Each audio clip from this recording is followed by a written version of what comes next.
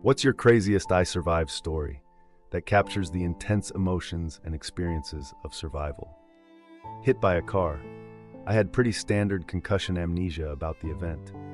The last thing I remember was seeing that my bus was already at the stop. I knew that if I hustled, I could catch it.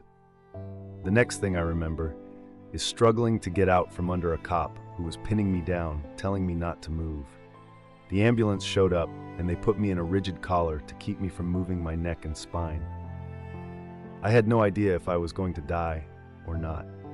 So for the entire ride, I joked and talked shit to the EMTs and the cop that rode along. It actually weirded people out that I didn't ask how bad things were. I just wanted to razz on people. All reports were that I was hilarious during my entire hospital stay. My craziest moment by far was when a PA was getting ready to stitch up a large gash in my face. She was injecting lidocaine into the appropriate facial nerves. The first time she injected, I stifled several curse words. She told me, "You don't have to hold back.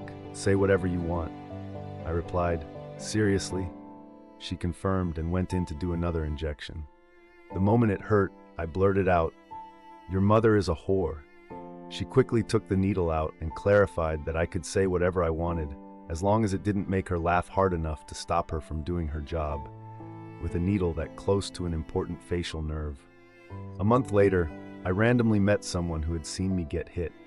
They described in detail how my face had smashed into the car hood, how I pinwheeled over the car like a rag doll, and then landed in a way that suggested unconsciousness or death. It was surreal for both of us.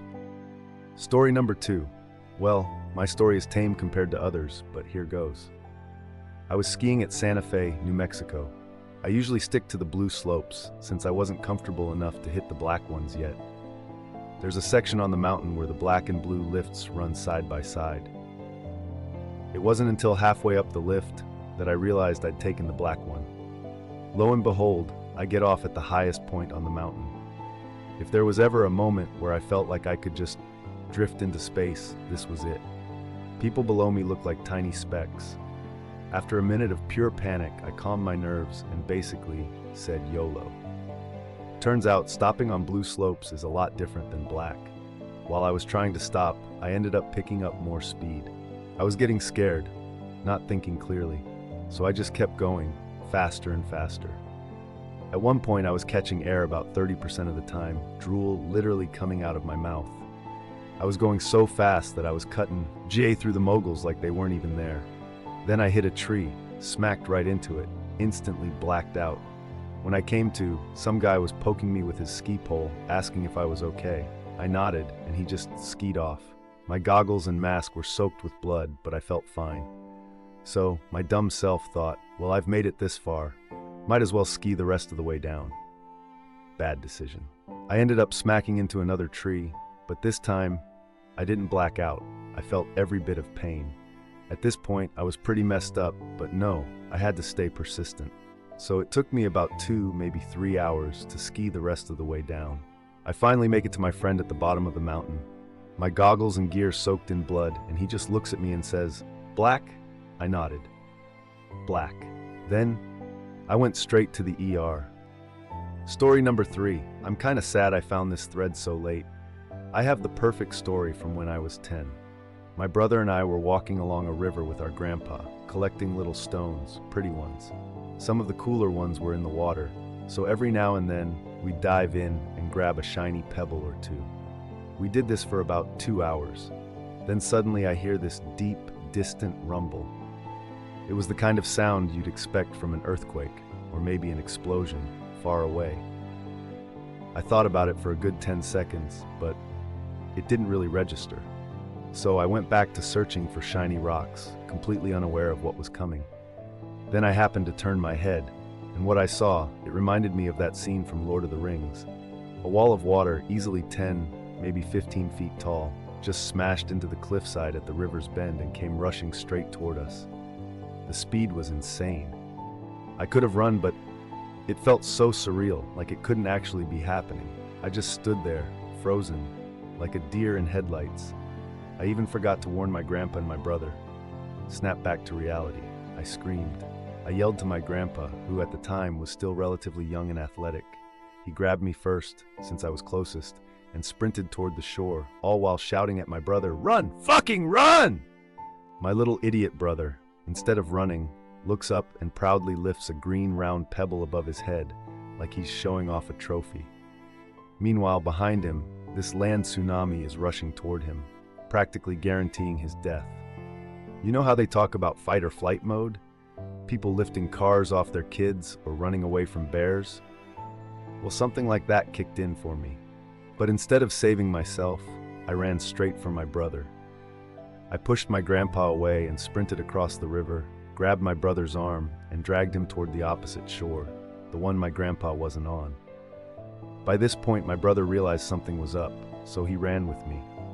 We made it to the other shore just in time, probably about 2 seconds before that wall of water slammed into where my brother had been standing. We caught our breath, tried to process what just happened, and then walked 2 hours to the nearest bridge, where we finally met up with our grandpa and he hiked home. Later, we found out there had been a massive explosion near a major water pipeline. It sent several million gallons of disgusting water rushing down the river and through the area where we were. To this day, every time my brother complains about me being annoying or whatever, I just remind him that I risked my life to save his when I was 10. That usually shuts him up real quick. Story number 5. I was piloting a CH-47D Chinook helicopter, 5th in a flight of 6, trying to move north into Iraq from northern Saudi Arabia. It had been a horrid day. A sandstorm had made visibility nearly impossible. Finally, we took off after 6 p.m. and darkness was creeping in fast. We made it about halfway to our destination when visibility dropped to 0. That's when we aborted the mission and turned back to base. We were flying in a staggered trail formation, kind of like a zigzag stitch, using night vision goggles. We were hovering about 100 feet above ground level. The lower you are, the harder it is for small arms fire to hit you. Things had started bad, and after the mission abort, they just got worse.